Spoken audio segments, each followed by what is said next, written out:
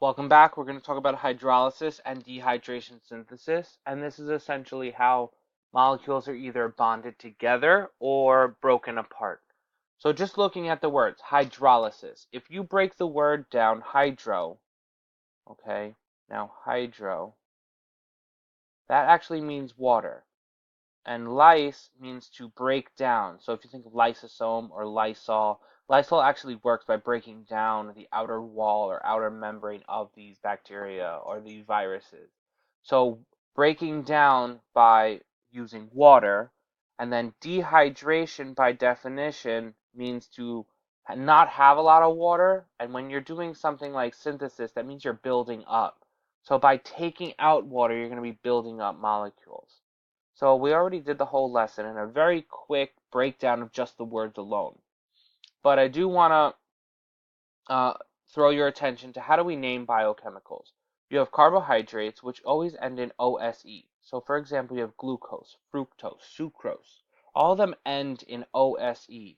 Lipids usually end in OL. You have cholesterol is a very big lipid that you would need for your cell membrane.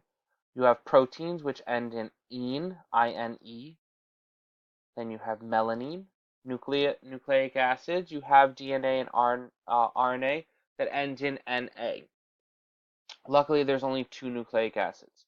So how do we bond biochemical units together? Now, when you're talking about dehydration synthesis, bonds are formed through the removal of water.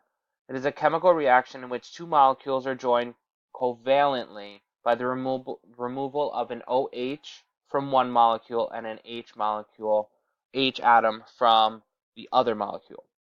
It is also known as condensation synthesis because you're taking the water out, so you're going to end up with water as a waste product.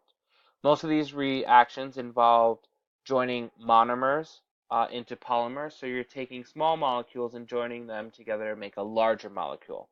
So the end all be all is makes bigger molecules.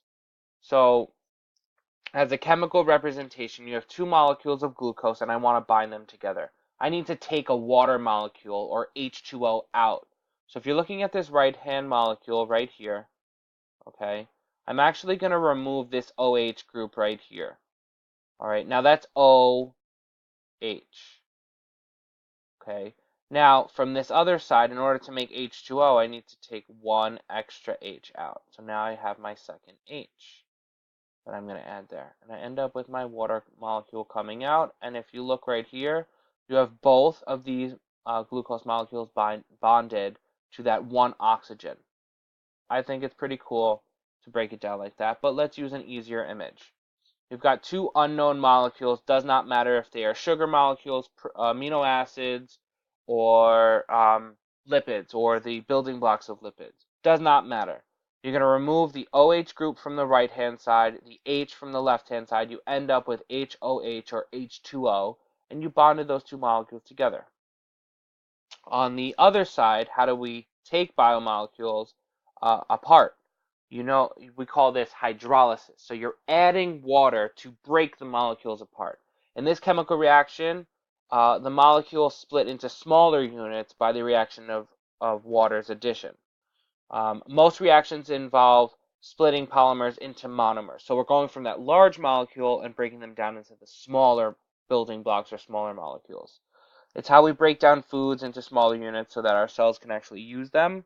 So anytime you eat that candy bar or that sandwich with the deli meat inside, your body is going to take it, you're going to chew it down into smaller pieces. Once it enters your stomach, it starts going through chemical digestion.